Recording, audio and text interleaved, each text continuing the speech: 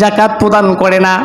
আল্লাহ তাআলা তাদের সম্পর্কে পবিত্র কোরআনে বলে, সূরাতুল বাকারার 254 নং আয়াতে আল্লাহ তাআলা দুনিয়ার ইমানদারদেরকে, যারা আল্লাহর প্রতি ঈমান এনেছে, এই সমগ্র লোকদেরকে সম্বোধন করে আমার আল্লাহ জানিয়ে দেন, ইয়া আইয়ুহাল্লাযীনা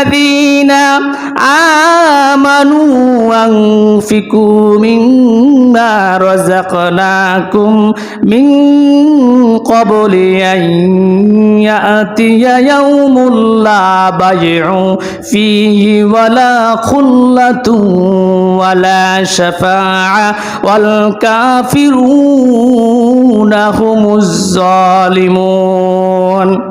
আবার আল্লাহ দুনিয়ার ভিতরে যারা ঈমান এনেছে আল্লাহর প্রতি, অন্য ধর্ম অবলম্বীদেরকে আল্লাহ তাআলা এই কথা বলে নাই, নির্দিষ্ট করে দিয়েছেন যারা আল্লাহর প্রতি ঈমান এনেছে।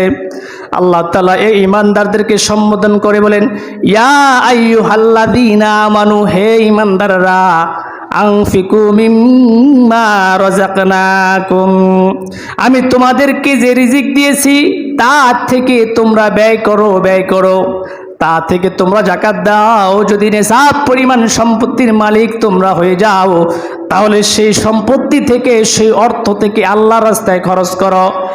আইয়াতিয়া মিন ক্বাবলি আইয়াতিয়া ইয়াউমুল লা বাইউ ফীহি ওয়ালা খুল্লাতুন ওয়ালা শাফাআ, সেদিন আসার পূর্বে।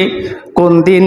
আল্লাহ বলে, ইয়াউমুল লা বাইউ ফীহি ওয়ালা খুল্লাতুন ওয়ালা শাফাআ, যেদিন থাকবে না কোনো বেচাকিনা এবং থাকবে না কোনো বন্ধু বান্ধব, কোনো সুপারিশকারী। এমন একটা সময় আসবে যেদিন কেউ কাউকে সুপারিশ করে জান্নাতে নিতে পারবে না, কারো ব্যাপারে কেউ কোনো সুপারিশ চলবে না। দুনিয়ার জমিনে আমার কত বন্ধু আছে, বিপদে পড়লে আমার বন্ধু টাকা দিয়ে আমাকে উদ্ধার করে।